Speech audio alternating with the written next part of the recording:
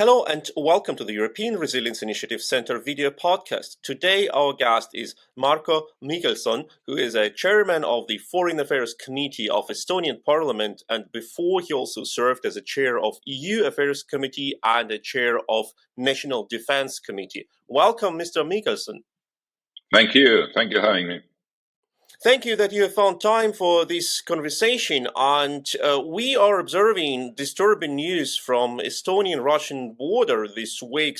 Recently, the Russian border guards have removed the buoys which mark the border on the Estonian side of the river between Russia and Estonia. What is going on there? No, generally speaking, we have to zoom out from what is happening on our borders or in our region. In Europe, there is a full-scale war is going on. Russia is attacking and trying to destroy statehood of Ukraine using genocidal force for that. But as we understand, their strategic goal is not only to change geopolitical reality or geostrategic reality in Ukraine or around Ukraine, but to destroy basically Euro-Atlantic security architecture. And one of the aims of them obviously is to destabilize the situations in allied countries of NATO and to test our resilience with their both malign operations within our countries, but also on the borders. And as we have seen recently, perhaps even during last half a year or so, they have increased their sort of shadow operations across Europe and also in Northern America, as we hear from the news. And part of that is obviously what you referred to, what they did on our borders just a few days ago. During a nighttime, and in Estonia right now we have white nights. It's at the 3 o'clock in the morning. It's you can see pretty clearly what is happening. And during that time, they removed and stole 24, 25 buoys on Narva River. All in all, we have established to our border on a waterline on Narva River and elsewhere around 250 buoys in order first and foremost to mark clearly where the borderline is going and also to make sure that those who are on the boats on the river on the water they don't make mistake and won't cross the border. And this is also obviously good for navigation safety in order to honor sovereignty of each others. But this is not actually the first time what they have done steps like that. Actually, they have been already early 90s. They were very kind of aggressive in terms to test our resolve around our borders. As you remember perfectly, they went as far as even to kill border guards on Lithuanian Belarusian border. But so far we see that this is sort of a test that they what they have done in this case in Estonia or on our border to see how do we react, how resilient we are to their side provocation. What is the coordination among allies? And I must say that the reaction was very swift and quick. Allied countries made very quick statements in order to support Estonia, but also to make sure that Russia will hear the voice of NATO and NATO allies. So what is happening right now is obviously we monitoring the situation. We have asked the Russian side to honor sort of international commitments on safeguarding their borders from both sides, and we obviously won't let them to continue with these kind of provocations without reaction. Allow me, please, a very bold and maybe stupid question. if it was obvious that the Russians were about to steal, and they were stealing these buoys, most probably they have violated the border too, because you cannot steal a buoy without violating the border. Why weren't they being stopped? This is good question, obviously, and while the situation, as I already mentioned, is not localized only around our borders, but it has a much more general impact on how do we as NATO allies react to provocations of Russia, then certainly the kind of very calm approach was necessary at this particular moment. We made sure that everything was documented, their activity, and also, all necessary steps, both also in terms of diplomacy, was made. Our main principle, and even in this particular situation, is that we understand that this is not only a border of Estonia, eastern border of Estonia. It's also border of the European Union and also border of NATO. And this is why we act very responsibly and make sure that, as I said, that we made this border incident known and our position to Russian diplomats, which were invited to come to our Ministry of Foreign Affairs, and government is currently also coordinating further steps in order to stop Russia to move on with this kind of provocative behavior on our border. That is what disturbs, like, many people, I think, in Estonia, but definitely in Ukraine and in Germany. What happens if the Russians would have decided to go further? We know that Russia's aggression plans have never been changed. They still hope to increase their influence zone and control zone and occupation zone. And the war against NATO is what they are clearly thinking about. Now, how strong can be our response here, and what are the strategies for Estonia in a case when the Russians would not stop at a river buoy? When it comes to Estonia, we are ready to defend every centimeter, not only inch of our territory, and we'll make sure that Russia will understand that. But obviously, in our interest is to avoid conflicts and to really be a simple target for provocations. That will not we allow, and we definitely avoid any sort of unnecessary escalatory moves on our borders. But I tell you, there are specific steps prepared right now if Russia would like to test us again in a similar way. But what is most important, and actually what it comes to again, as I said, if we should zoom out from our region and to understand what really will work in a way to stop Russia to be as aggressive as they are, not only obviously carrying out full-scale conventional war against Ukraine, but also testing our nerves and resolve in different countries of NATO. And what is important right now, we all understand that so-called shadow war is going on, and Russia's aim, as I said, is to destroy our unity, to divide us, and end of the day, to destroy NATO and the Euro-Atlantic Security Alliance and architecture.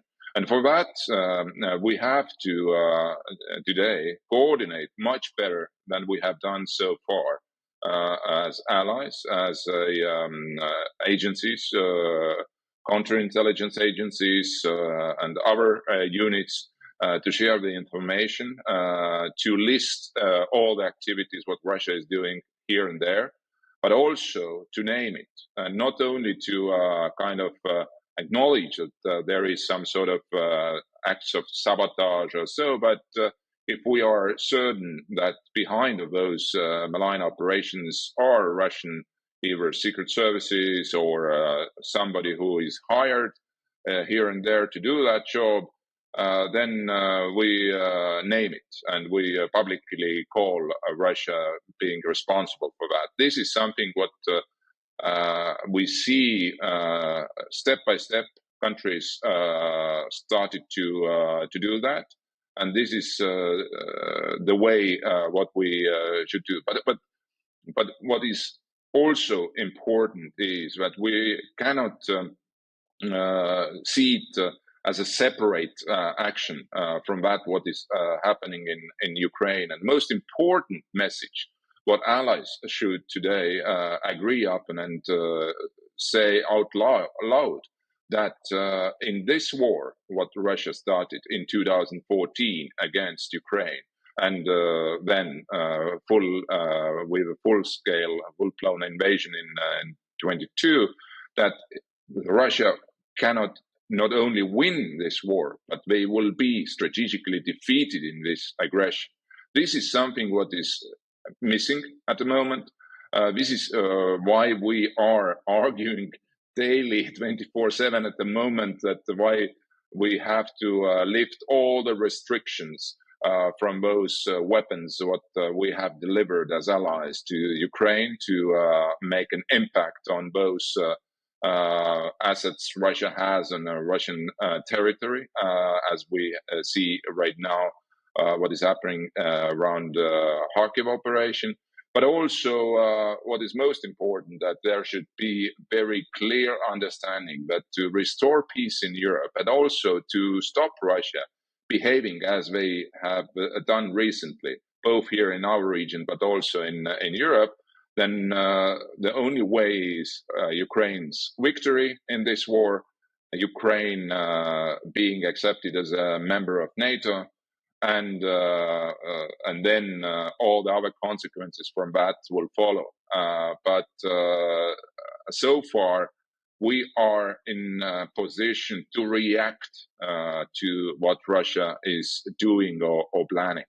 But I tell you, I see positive trends, and we're working on that with allies. We are talking to Marko Mihkelson, who is a chairman of the Foreign Affairs Committee of Estonia's parliament, and who is a great supporter of Ukraine, as you can clearly see on his background with all the flags from Ukraine and Ukrainian units. Thank you for what you are doing, Mr. Mihkelson. And you have already mentioned that there is more understanding now between Estonia and other countries of the region and other NATO allies regarding what is happening between Russia, Ukraine, and what is happening between Russia and the NATO. But how much progress have been achieved here? We have seen recently this discussion about using Western-provided weapons against Russian units across the border, the units which are shelling Kharkiv area. How much understanding is in Berlin and Paris to what you are talking? As I said, we are not yet on the same page, which somehow it is, I'm not saying that it is natural, but we have seen it throughout last 2 years, how slowly, unfortunately, but end of the day, still agreements were achieved when it comes to certain packages of help to Ukraine in terms of sending artillery, HIMARSes, tanks, fighter jets, or air defense, including Patriot systems. Every step was sort of accompanied with threats that maybe this is too escalatory and maybe this is going to one step too far, or maybe Ukrainians are not ready to use weaponry of NATO countries. But all those sort of guesses were proven wrong during the fighting in Ukraine and with Ukrainian own sort of activities on the front lines. And also that the blackmailing from Russian side was proven kind of hollow, and I argue and this is not only me, but countries who understand and know Russia better, and not only for what's happening during last 2 years, but for many, many years before that. So we understand what is at stake, and we understand what will work and what doesn't work. Definitely what doesn't work is to be afraid of Russia, to tell that Russia is in this particular war of aggression against Ukraine, it is unbeatable. We hear here and there in Washington, in Berlin, in some other capitals, that this is why Russia is unbeatable. We cannot sort of use either our full force or allow Ukraine to be operationally free in choices how to make an impact on those who try to destroy Ukraine's statehood. So I argue every time I meet my colleagues, and specifically in Berlin, but also in Washington, that if we want to have this kind of, but goal is the same. Goal is simple. We all want to restore peace in Europe, and the best possible scenario for that is a lasting peace that both Ukraine is saved and Europe and NATO is saved. But to achieve that, we have to ramp up everything what we have right now, both in terms of strategic goals in this war, to understand that for Russia this is much bigger than just Ukraine, and this is, in order to that, we have to additional to that, we have to obviously increase our deterrence measures. We have to increase our counterintelligence efforts and coordination between allies in order to make sure that Russia cannot succeed, first and foremost informationally, but also with those malign operations divide us or destabilize us. With every step and every decision we make, we have to show Russia that their strategic goal is not achievable. I'm more than sure that one day NATO troops or NATO instructors will be on Ukrainian soil, and hopefully before Ukraine will become full member of NATO. But again, then we realize what is at stake, and from the kind of outcome of this war in Ukraine will depend a lot, including also not only stability and peace here in Europe in general, which is anyway affected very badly by this aggression, but also globally. Because again, we have to understand as responsible members of international community that from a war in Ukraine or Russia's war against Ukraine will depend, or from end game of this war will depend stability in the Middle East, in Africa, when it comes to, for instance, Sahel region, or last but not least, most importantly, stability and status quo around Taiwan, for instance, in Taiwan Straits. So that tells you how important it is to for the Western allies to not only to tell that this is only for Ukraine to say how to end this war, but also for us to say and to act accordingly to make sure, as I said, that Ukraine will win in this war, Russia will be strategically defeated. And every step which makes us closer to that goal is very helpful. And I argue that obviously you could have a perhaps better place for instructors, NATO instructors, to train Ukrainians perhaps just across the border in Poland or some other places as we do. But this is also the presence of NATO or NATO allied countries, let's say soldiers, officers on Ukrainian soil. Soil is a clear message to Moscow as well. That, as I said, their strategic goals will have a clearly limits and aggression. Their aggression will not pay off. So for that, discussions which were initiated by President of France, Emmanuel Macron. Those discussions are ongoing. They get today the ideas or different kind of ideas are floating here and there. Countries like in our region, or also as we heard from President Macron himself, getting closer to some sort of semi-consensus what can be done in this particular moment. And I have argued myself that we have to prepare to be ready to form, let's say, sort of alliance of or coalition of willing. Perhaps we're not talking here as a NATO, as an alliance. I don't see that we will get that agreement as a NATO among allies, but certainly there are allies within alliance who are ready to discuss in details what can be done and what kind of needs actually Ukrainian side has. But when it comes to, for instance, ideas not only to send direct instructors, but also to seriously consider helping Ukraine to defend its airspace. Then it comes to the attack of Iran against Israel. We all saw how quickly actually certain allied countries were ready to help Israel in that moment. Then it's obviously there is a question, why cannot we do this in case of Ukraine? Yes, geography is different.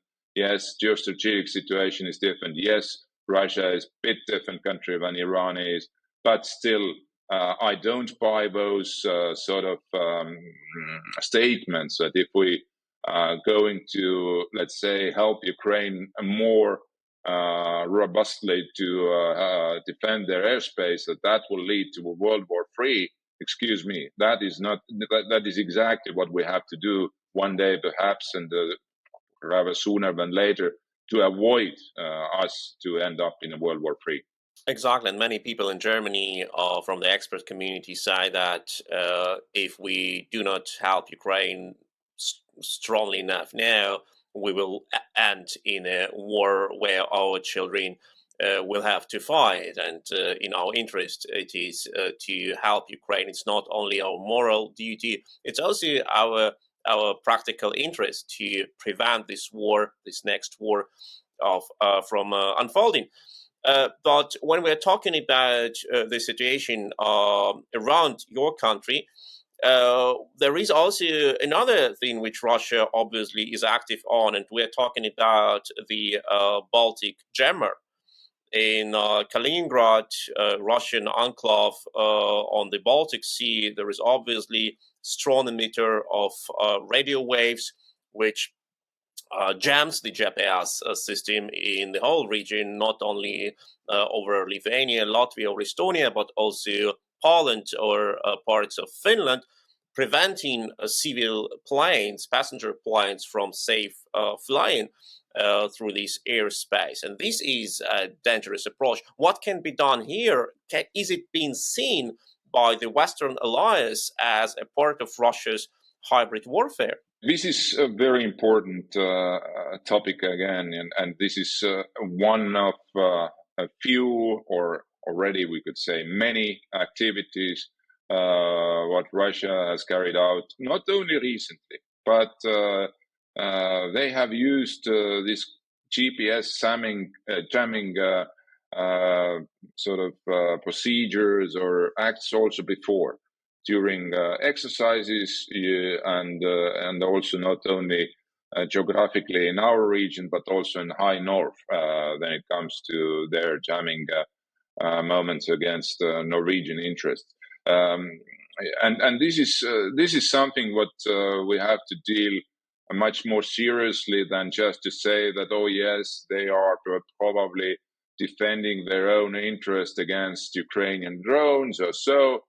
I'm saying, excuse me, if you are trying to defend your critical infrastructure, let's say around St. Petersburg, against drones, then you don't need to shut down GPS signal 500 kilometers from that in the middle of Europe. And it's not only, again, Baltic area, but also partly Poland, southern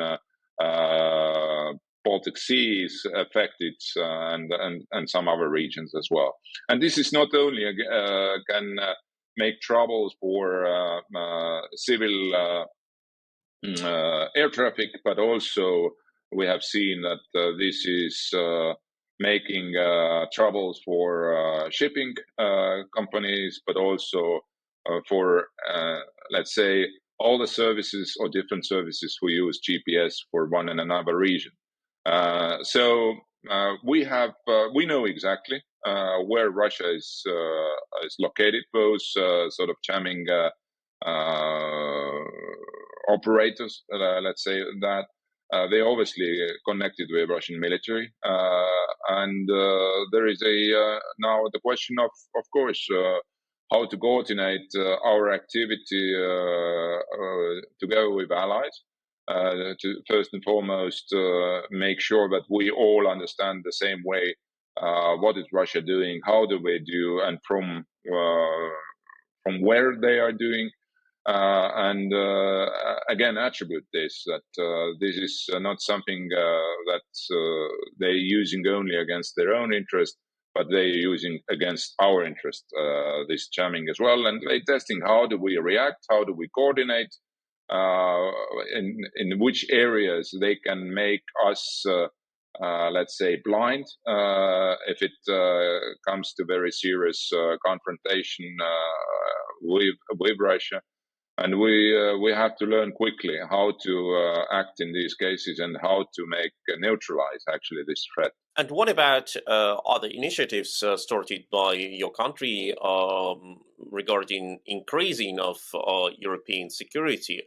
I can mention the artillery shells initiative, which was born in Estonia, 1 million shells until this year. What is the view of Estonia regarding the strategic preparation of the European Union and of European NATO allies for future confrontation if Russia decides to full-scale attack our territory? This is extremely important question, actually, and I don't have very positive news here to share. Even today, 2 years after beginning of full-scale war against Ukraine, but let's don't fool us that this war is going on more than 10 years now. Still, we have less than 20 members of NATO currently whose defense expenditures are around 2% or above 2%.